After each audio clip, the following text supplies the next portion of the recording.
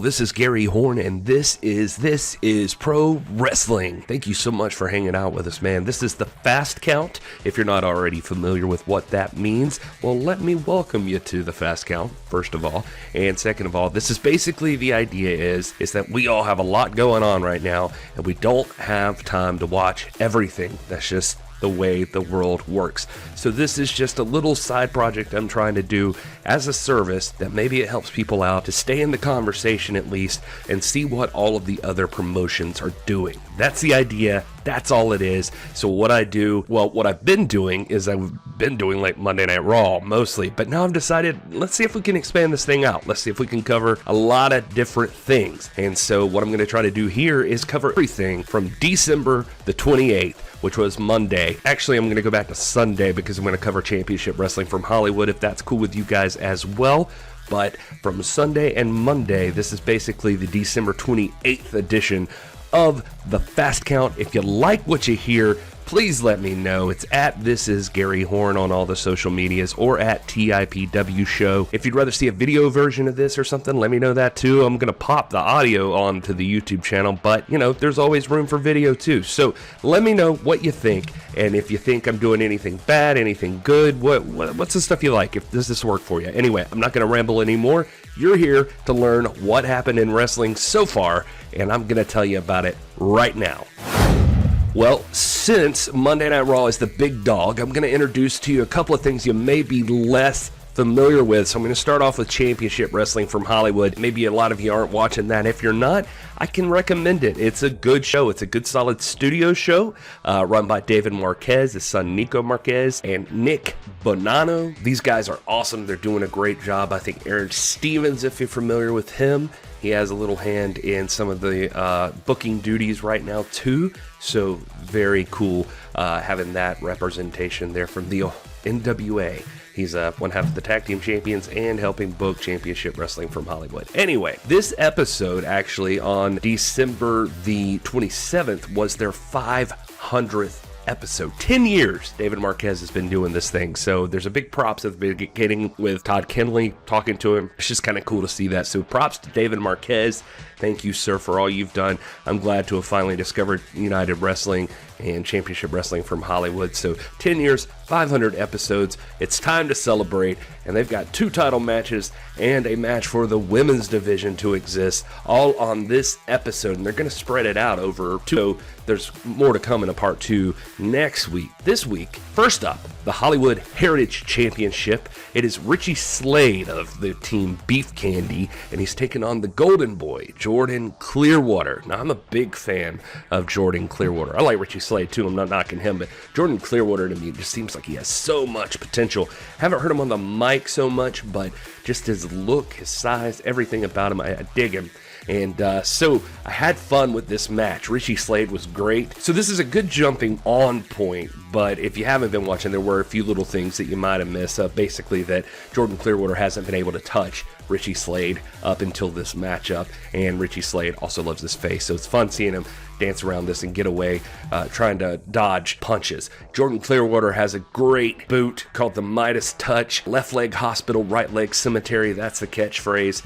He's going for that. Slade's coming off the top ropes. Clearwater nails him with it, but right then a mystery man jumps into the ring and hits Clearwater with the Heritage Championship and knocks him out, and Slade ends up rolling over and getting the 1, 2, 3.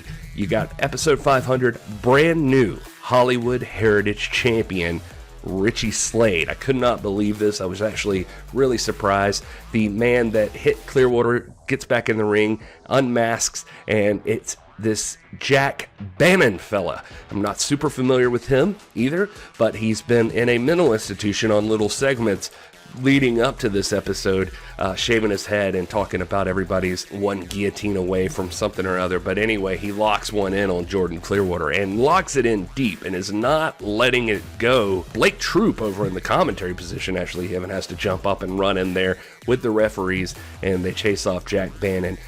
Blake Troop, a certified badass himself, and James Kincaid and rest. So that's how that one wrapped up. Next matchup is Dan Joseph is supposed to be taking on Levi Shapiro.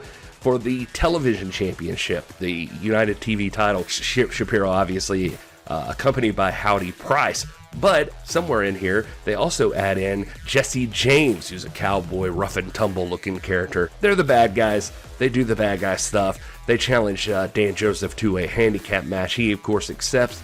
Luckily, it's not like Tornado. It's they have to tag in and out. But ends up that Dan Joseph fights a hell of a match, but just it's too much to overcome. He gets a lariat from Jesse James, and it's 1, 2, 3. That allows Levi Shapiro to continue with the United Television Championship. Jesse James does beat down Dan Joseph a bit more at the end, and then Levi Shapiro has the loaded glove that he likes to wear, and he nails Dan Joseph in the face, pins him, and Howdy counts another 3 count on Dan Joseph. So an unfortunate night for Dan Joseph there. The final count on Dan Joseph. So an unfortunate night for Dan Joseph there. The final match of the evening on Championship Wrestling from Hollywood is Cece Chanel and Ruby Reyes with Jimmy Iovine, and they're taking on Heather Monroe and Halston Body. Now, if you're not familiar with these folks, they're worth watching. Heather Monroe is an amazing talent, and so is Ruby Reyes. As far as women's wrestling, as far as wrestling in general, these two ladies are badasses. Cece Chanel, she seems a little newer to me, but I think her facial expressions are amazing. She carries herself with a lot of charisma. It's very cool. And Halston Body is normally Heather Monroe's manager, but he is assisting her in this matchup as a partner. And so the last couple of weeks, there's been like training vignettes of her trying to get him in shape to do this matchup. Blake Troop actually does a great job at pointing out that Body is a threat still, because he's always involved in her matches, even though it's usually just on an outside the ring capacity. Now he's more official. The first part of the match was I love both of them, but they took a minute to get going, I think. And then finally, there's a moment where Halston tags in on accident. He gets in there to face off against Ruby Reyes, who's very scary, and he doesn't want to mess with her. He tags right out, and it's that kind of mentality throughout the match. But still, overall, a very good match. It's a lot of fun. Ends up, you see some dissension between CC and Ruby anyway, because she's kind of signed up to be an employee here of this faction unintentionally, so she's just trying to honor the contract that she's in. She goes for a hit to try to nail with a foreign object, tries to nail one of the other folks, but ends up nailing Ruby Reyes, which sends her flying. Ruby Reyes ends up rolling out and getting the glitter from Halston Body, which distracts her, while Heather Monroe ends up wrapping up Cece Chanel for the pin and gets the win here. So Heather Monroe and Halston Body successful. And that is Championship Wrestling from Hollywood. If you've got some time, it's available for free on Fight TV there. They also have a YouTube channel. I don't think they have full episodes there, but worth your time. You might be into it. Let's move on to the next thing. This is Ring of Honor from December 28th. This show, I absolutely love. I would go out on a limb and say that this is perhaps my favorite wrestling show on right now. Since their restart, Ring of Honor has been so successful at doing what they're kind of trying to do here, rebuilding the Pure division, which captures some of what Ring of Honor used to be. And so those Pure matches are just, if you're like me and you just like solid grappling and just straightforward sports-like atmosphere, Ring of Honor's got you covered. I don't think you'll be disappointed with them. Also, every week it's like just 2 matches, so you could go back right now if you wanted, and I would say the last 3 or 4 weeks or whenever they started back up, the matches that they have is like each week there's 2, and then they spend the rest of the time with these promo packages that just build up the context for the matches that you're going to see. So even if you don't know the packages, that just build up the context for the matches that you're going to see. So even if you don't know these people ahead of time, they do a fantastic job of showing you who's fighting, why they're fighting, what the history of them fighting is, that sort of thing. It's super impressive, and I can't say enough good things about Ring of Honor right now. Very, very good, and I think the other guys on the show here with me on Wednesdays and Sundays, they tend to agree on that. Ring of Honor is popular with our crowd, so I think you might dig it anyway. Also free on Fight TV. This is a looser episode than normal this week. It's a holiday episode, I guess you'd say. So there's like one major match and then one match with guys from the ROH dojo. These are guys like the Young Lions in New Japan Pro Wrestling. They're new, they're on their way up, and so they're getting a chance to shine here in front of a larger audience. And they do a great build for these young guys. Eric Martin, Ken Dixon versus Dante Caballero and Joe Keys. All 4 guys get some time to shine in promo packages. You get a feel for both of their personalities sitting next to each other. It's just a solid match by the time they get into the ring. I mean, a really solid match. When I say solid and it's the young guys in Ring of Honor, trust me when I tell you, the talent that wrestles in Ring of Honor is on another level. So they're really, really good. Even if these are the rookies, badasses. So a great match. Dante Caballero gets the pin in this one for the 1-2-3, and that's sort of how that one goes. I won't waste too much of your time, but if you want to just see a solid tag match, it's worth a shot. Fight TV for free. The last match on the show, this has been fun. It's been just a build-up. Hopefully you know from Ring of Honor, the Briscoes. If you're not familiar with the Briscoe brothers, they are awesome. Jay Briscoe and Mark Briscoe bring it every single time, and they're just rough and wild and just fun to watch every single time they step in the ring. Well, they've been separated here, and they're both captaining a team. And this is going to be a Christmas surprise 10-man tag team match. Each man gets 4 partners, and whoever wins gets a Christmas bonus this year from Ring of Honor. Now, you'd think Ring of Honor should just give their employees a Christmas bonus, but I guess not. Or maybe it's just an extra bonus. Either way, everybody seems intent on winning this matchup, and I like the little added detail on why they would care so much about winning it.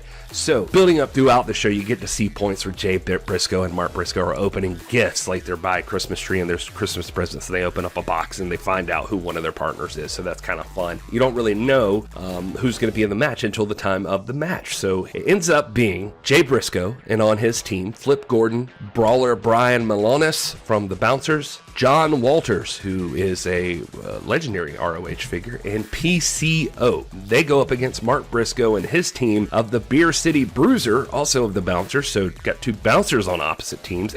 Dak Draper is on this team, Hot Sauce Tracy Williams, and the phenomenal Dalton Castle. Phenomenal's not his word, that's AJ Styles' word, I get it, but I do like Dalton Castle, I think he's cool. Probably my favorite part of this matchup for myself is that they do, instead of stats walking to the ring as they normally would, they do everybody's Christmas list. They tell you what they wanted for Christmas. So it's kind of funny seeing them walk to the ring and seeing what people asked for. On the Christmas list, for Jay Briscoe, Weed Eater String, a refill for his propane tank, and new socks and drawers. That's what Jay Briscoe wanted. Flip Gordon wants a Christmas bonus, world title shot, no more masks, and a typewriter. Typewriter seems out of nowhere, huh? Brian Malonis asks for beer, red wine, a date with Session Moth Martina, Ring of Honor tag title shot, milk and cookies. Fair enough. John Walters asks for the ROH Pure title. The ROH Pure title, also the ROH Pure title, the ROH Pure title, and the ROH Pure title. So 5 times he wrote that on his Christmas list. PCO asked for, this is fun, Optimum Power Jumper Cables, Extreme Power Car Battery, Funerary Stone, New Casket, Gallon of Gas, Matches, a Round Shovel, 60-inch wide black suit jacket with no left sleeve, and a brand new hearse. Very interesting, very detailed. Thank you, PCO. Mark Briscoe would like a jetpack, a 50 caliber rifle, an invisibility cloak, new underwear and socks, and a monkey. Both Briscoes, if you're still shopping out there, they're looking for new underwear and socks. And a monkey. Beer City Bruiser asked for beer, cigars, more beer, and a monkey. So, glad they ended up on the same team. Maybe with the bonus they could go in together on a monkey. Mark Briscoe and the Beer City Bruiser. Mile High Magnum Dak Draper asked for a tanning bed for his home. 18-ounce ribeye, medium rare, and a competent quarterback for the Denver Broncos. Very nice. He's thinking of other people besides himself. See that? Hot Sauce Tracy Williams asked to have honor restored to Ring of Honor, a lifetime supply of black wrist tape, and laser eyes. And if you had any confusion about what laser eyes means, he specifies here, surgery to make my eyes shoot lasers. There you go. Dalton Castle asked for a small shelf for organizing my rare and expensive elixirs, a new Davenport, a handsome pair of boots good for dancing. Nice, thanks Dalton. That's pretty much it. The match is what it is. It's a lot of fun. It's actually a blast to watch if you get a chance. It's just fun seeing the characters interact, and they're having a good time. You can totally tell that as well. PCO ends up getting the win with a moonsault, and so that means Jay Briscoe's team gets the Christmas bonus, and that's pretty much how Ring of Honor goes. All right, now we're into Monday. Oh, hopefully, if you've heard the news, it was nice to see WWE pay some respects. Opening intro card there for Jon Huber, aka Luke Harper, in his time in WWE. They do show an RIP for him. It was a bit troubling for some who expected more. Some people were hoping for like a video package or 10-bell salute, that sort of thing for John, and I totally get that. I'm empathetic to that thought happening. I don't know that personally I felt that there was anything more that was going to happen. I was happy to see the WWE at least acknowledge it. There may be more to come, so we'll stay tuned. I know they're doing some network stuff, I think, or they've done some like little mini docs. But some were saying WWE was in a lose-lose situation. Some folks were saying that if WWE didn't do anything, then they would be accused of being unsympathetic to the family. And if they did do something, they would be accused of capitalizing on it. So I don't know that people are going to be that heartlessing on it. So I don't know that people are going to be that heartless. And I don't know. It seems like everything's got to be political in these kind of situations. And I wish that that wasn't the case, because a man has lost his life. He leaves behind a family. You would hope that everybody could just take a moment to show their respects for it, and that would be that. Like I said, I'm not hating on WWE for what they have done so far, and I'm not hating on people that think they should have done more. I mean, that's real discussion that could be had, and I am teachable on what people would have expected to have happen. All right, so Drew McIntyre opens the show, and his very first line as he comes out, he says, "It's Monday night, you know what time it is." And that is a Jon Huber line. That is Brody Lee. Every day on Twitter would say that. Obviously a tribute. There's more of that. There's people that do the spinning clothesline thing that Brody Lee would do, and that sort of thing. So very cool that throughout the night there's little tributes here and there, armbands, that sort of thing. Drew goes into basic stuff. He's talking about Legends Night. Whoever wins the match tonight and becomes the #1 contender. As soon as he says that, of course, Sheamus's music hits. He walks out. Drew says, "Yep, say his name." He appears. It's very funny. Sheamus gets in the ring and says, "I'm sorry for interrupting you." Drew is very casually like, "No, you're not. I've been doing this a long time. Every time I go out to the ring and I start talking, somebody interrupts me. But I know why you're here." Drew McIntyre has had a hell of a year. Drew McIntyre, I can't wait to see in front of a crowd, because I think that he is one of the best parts about WWE television, if not the best part. He and Roman Reigns are carrying this company right now, and that's no knock on anybody else. It's just, everybody's a servant to how they're booked and that sort of thing, but these two guys really bring it every single time, and Drew seems like a statesman and a flagship dude for that locker room. He looks like he takes his job very seriously and wants to be the top guy, and I love that about him. Anyway, so they talk about last week when Sheamus kicked Keith Lee with the bro kick. Drew says, "You screwed me there. You said you wouldn't touch him, blah, blah, blah." And Sheamus says, "No, I kept my word. I said I wouldn't touch him during the match, and I didn't. I waited until we won, and then after the match, I kicked him. Sorry, you know me, but that's how it works." And they talk about knowing each other. They talk about their friendship and history, coming up together 15 years, that sort of thing. Keith Lee walks out. So Keith Lee is out, and he says that this seems like you're congratulating your buddy too much, blah, blah, blah. Drew denies this. It gets a little jumbled and awkward here. I kind of lost track of everything that was going on, but basically, essentially, Drew just finally says, "You know what? Let's stop arguing. Go ahead and let's do this match. Get a ref out here." And of course, a ref runs out there. And I said I would bring this up every time, and I still will bring this up every time. What were they going to do before? It sounds like this match wasn't scheduled for now, so was another match scheduled and it got pushed? Just curious. So here we go. We got the match. It's Keith Lee versus Sheamus, one-on-one for a shot next week at the World's Heavyweight Championship. And Drew on-one for a shot next week at the World's Heavyweight Championship. And Drew says, "You know what? Doesn't matter who wins this match, though.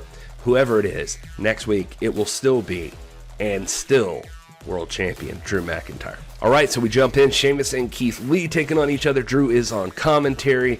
This match is okay. Neither man is like showing out here or anything. It's just kind of is what it is, and Keith Lee ends up getting the win. I wish I could tell you like some more exciting story about it, but it's really not. Keith Lee just kind of goes over, and he's going to be facing off against Drew. He gets outside the ring. They do the standard face-off. Everything you expect to see between the two. Actually, something feels like it's missing with Keith Lee, if I'm just being honest. I don't know. He's been so great, and right now I just don't know if he's disappointed with the way things are going or if something else could be going on. I hate dragging people, but I just feel like Keith Lee's not it. Maybe he's saving it for the championship match next week, so I hope so. Elias is in the back. He's with Jackson Riker. He's playing guitar. There's a knock on the door. Elias tells Jackson to just ignore it. I guess this is a good point right now to let you guys know, if you aren't familiar with the Fast Count before now, I do everything off the Hulu version of Raw because I feel like they put everything they really, really care about there. And so we may be skipping some stuff you might miss in the normal Raw stuff, but it's nothing I think that stands out and is absolutely necessary. So we're trying to speed this up for you guys. So anyway, Elias tells Jackson to ignore the door. He does. The Miz is with John Morrison, and they're getting ready to go out, and he is taking on Gran Metalik. The Miz is, by the way. Pretty decent match. Gran Metalik is a very good wrestler. I think he is, at least. I like him. He ends up getting the roll-up win here. It was very surprising. He beats The Miz 1, 2, 3 right in the middle of the ring, and The Miz is distraught. He just is distraught. He just like basically rolls Miz up and gets the count. I wish that I could say I thought this was like some sort of push for Gran Metalik, but I don't. I think that this was to further the Miz's storyline more so than further Gran Metalik, but I hope I'm wrong, because I think Gran Metalik deserves some more props. So we go back to the back again. Elias is with Jackson Riker, constant knocking on the door. Elias gets fed up. He tells Jackson to go answer the door, and it's AJ and Almas. And AJ is just fuming about the music, basically. He just says he's playing too loud, and he thinks he's Johnny Cash, and he's like, more like Johnny Trash. I don't know. It's kind of funny, I guess. Elias just tells AJ he's pissy because he couldn't get the job done last week and win the World Championship. So AJ says, you want to fight? Well, we'll fight and blah, blah, blah. Now we got a heel versus heel battle, it looks like. They go to some recap to remind you of what's already happened between Randy Orton and Alexa Bliss. And they come back to Alexa's playground. She is in the middle of the ring, swinging on the swing set. And she's asking, when will the Fiend show up? Blah, blah, blah. Maybe he'll be back for Legends Night. He'd love to meet his idol, Hulk Hogan. He said his prayers and ate his vitamins, but I don't even want to know who or what he prays to. And then she says, or maybe he's just waiting on Randy Orton. Randy, come on down. The music hits, but Randy doesn't come out. Alexa says, I wonder if I did something wrong. Maybe he doesn't want to play anymore, but that can't be it. And she calls him out again. Still nothing. She says, oh, you light someone on fire one time and it goes to their head. Well, all of a sudden the Firefly Funhouse jingle plays, and we're in the Firefly Funhouse, and in through the door walks Randy Orton. He says he wanted to take advantage of a moment where he knew nobody would be around, and he literally boots Husky, the pig puppet, and just starts throwing around all the puppets, essentially.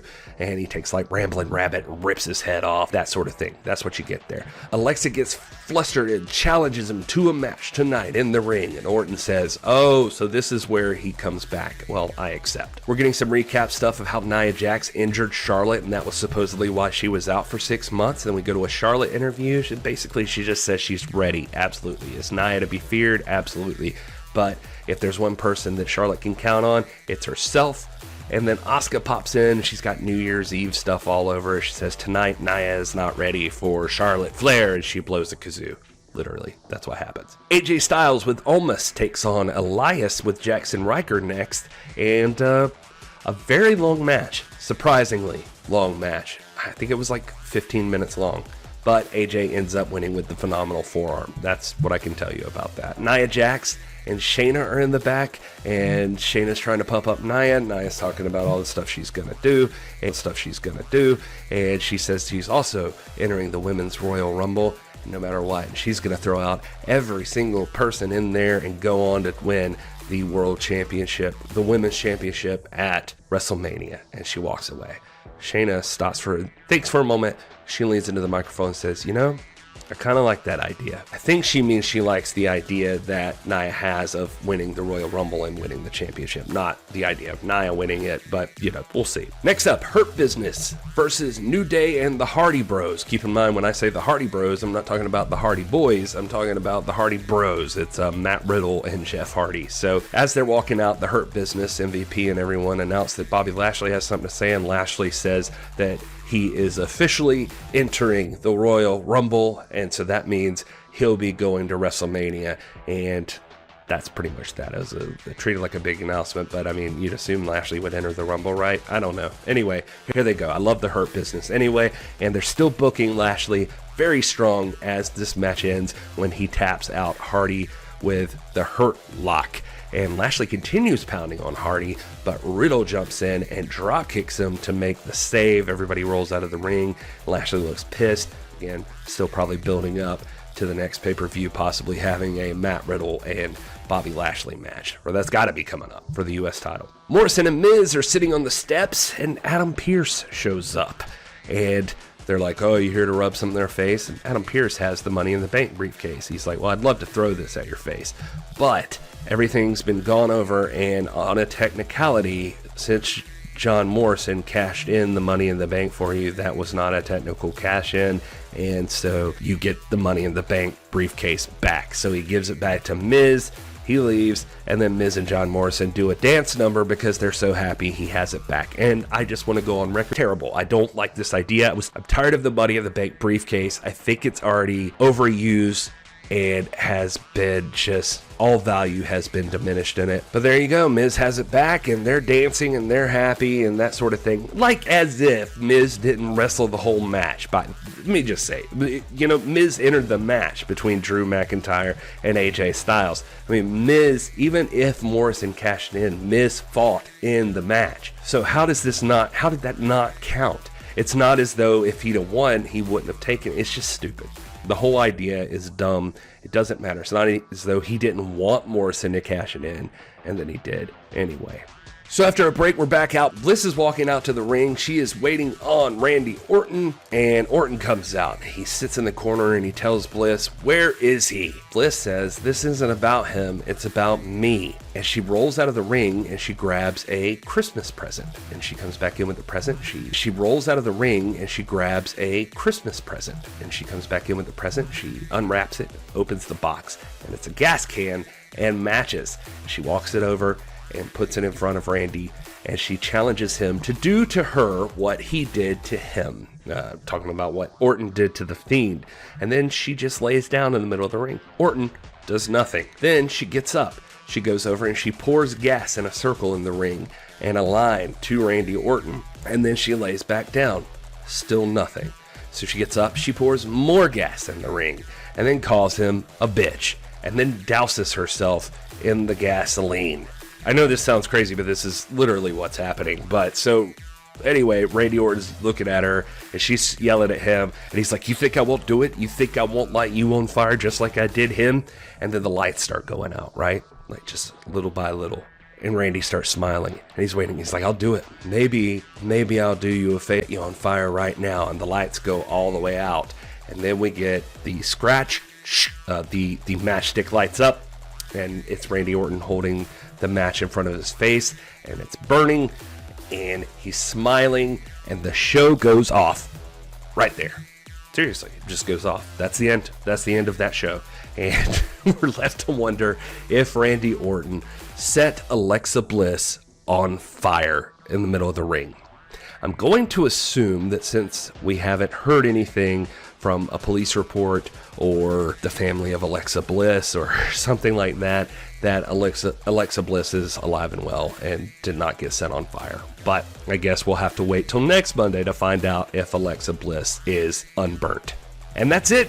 Thanks, guys, so much for listening. That is the Fast Count. That is Championship Wrestling from Hollywood, Ring of Honor, and Monday Night Raw. I hope you guys dig it. If you do, let me know if you want me to keep doing it. If it's worthless, then tell me that too, because I can just stop doing it, because it takes a little time to edit this together. But that's it. I'll talk to you soon. It's at This Is Gary Horn, at TIPW Show. Let us know what you think. Seriously, we value your opinions. And we want to create the best wrestling community out there, and we want you to be a part of that. So come hang out, follow us, join our Discord, all of those things. Hit up the YouTube, hit subscribe, all that stuff. If you have any questions about it, hit me up, and I'll be happy to talk to you about all of it and tell you how you can hang out with all of us.